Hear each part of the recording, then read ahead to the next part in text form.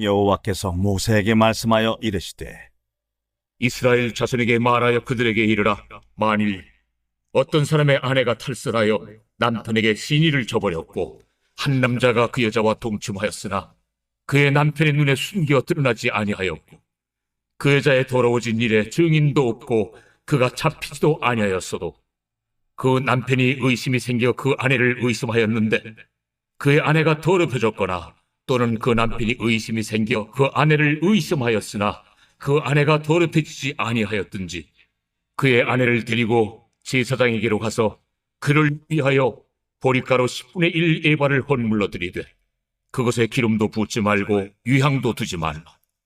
이는 의심의 소재요 죄악을 기억나게 하는 기억의 소재라. 제사장은 그 여인을 가까이 오게 하여 여호와 앞에 세우고 토기에 거룩한 물을 담고 성막 바닥에 티끌을 취하여 물에 넣고 여인을 여호와 앞에 세우고 그의 머리를 풀게 하고 기억나게 하는 소재물 곧 의심의 소재물을 그의 두 손에 두고 제사장은 저주가 되게 할 쓴물을 자기 손에 들고 여인에게 맹세하여 그에게 이르기를 내가 내 남편을 두고 탈선하여 다른 남자와 동침하여 더럽힌 일이 없으면 저주가 되게 하는 이 쓴물의 해독을 면하리라.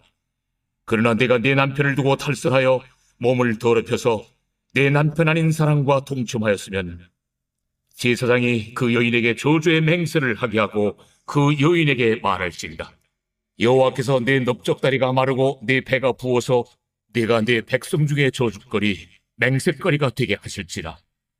이 저주가 되게 하는 이 물이 내 창자에 들어가서 내 배를 붓게 하고 내 넓적다리를 마르게 하리라 할 것이요 여인은 아멘 아멘 할지니라. 제사장이 저주의 말을 두루마리에 써서 그 글자를 그 쓴물에 빨아놓고 여인에게 그 저주가 되게 하는 쓴물을 마시게 할지니 그 저주가 되게 하는 물이 그의 속에 들어가서 쓰리라. 제사장이 먼저 그 여인의 손에서 의심의 소재물을 취하여 그 소재물을 여호와 앞에 흔들고 제단으로 가지고 가서 제사장은 그 소재물 중에서 한 kum을 취하여 그 여자에게 기억나게 하는 소재물로 제단 위에 불사르고 그 후에 여인에게 그 물을 마시게 할지라. 그 물을 마시게 한 후에 만일 여인이 몸을 더럽혀서 그 남편에게 범죄하였으면 그 저주가 되게 하는 물이 그의 속에 들어가서 쓰게 되어 그의 배가 부으며 그의 넓적다리가 마르리니 그 여인이 그 백성 중에서 저주거리가 될 것이니라. 그러나 여인이 더럽힌 일이 없고 정결하면 해를 받지 않고 임신하리라. 이는 의심의 법이니 아내가 그의 남편을 두고 탈선하여 더럽힌 때나 또는 그 남편이 의심이 생겨서 자기 아내를 의심할 때에 여인을 여호와 앞에 두고 제사장이 이 법대로 행할 것이라. 남편은 무죄할 것이요 여인은 죄가 있으면 당하리라.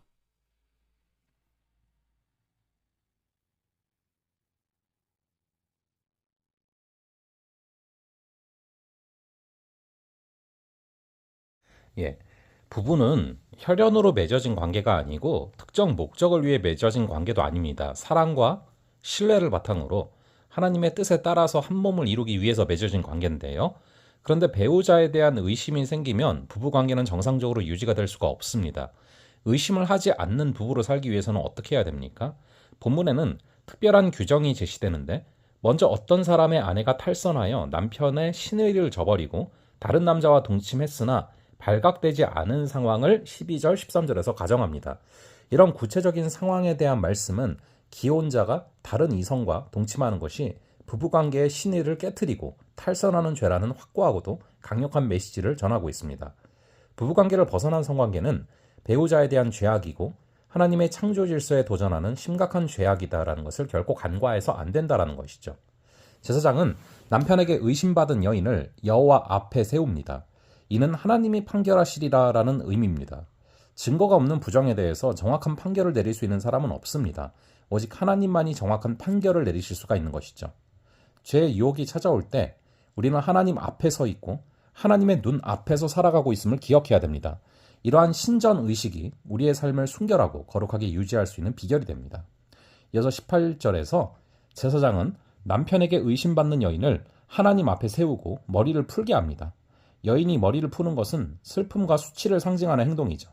남편에게 의심받은 것 자체가 매우 수치스러운 일이기 때문입니다. 남편이 아내를, 아내가 남편을 의심한다라는 것은 수치스러운 일입니다.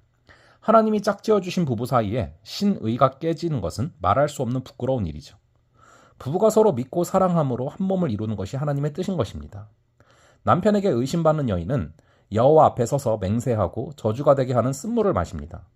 간음한 일이 없으면 아무런 해도 입지 않지만 간음죄를 저질렀다면 배가 붓고 널쩍다리가 마르는 증상이 나타나게 됩니다. 자궁에 물혹이 생겨 복부가 붓고 자궁이 파괴돼서 생식 능력을 상실하는 것입니다. 그런데 이 법은 간음한 여인을 처벌하는 것보다는 아내에 대한 남편의 의심을 해결하는 데 목적이 있습니다.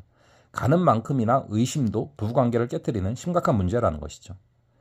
아내를 의심하여 판결을 요구한 남편은 무죄하고 여인은 죄가 있으면 당할 것입니다. 이 규정이 31절에 나오는데요. 이것은 차별적으로 여겨질 수 있습니다. 그러나 의심의 소재는 여성을 보호하기 위한 것입니다. 당시 고대 근동에서 여성들은 이보다 더 심한 차별을 받았기 때문이죠. 하나님은 이 의심의 법을 통해서 남편의 의심에서 아내를 보호하시는 것입니다. 아내는 남편보다 더 연약한 그릇입니다. 그러므로 남편은 아내를 귀하게 여기므로 하나님이 바라시는 부부관계를 이루어 가야 되는 것이죠. 부부는 서로 상대방을 철저하게 믿어주고 신뢰해야 됩니다. 우리는 상대방을 의심하고 신뢰하지 못하는 태도와 마음을 버려야 되는 것이죠.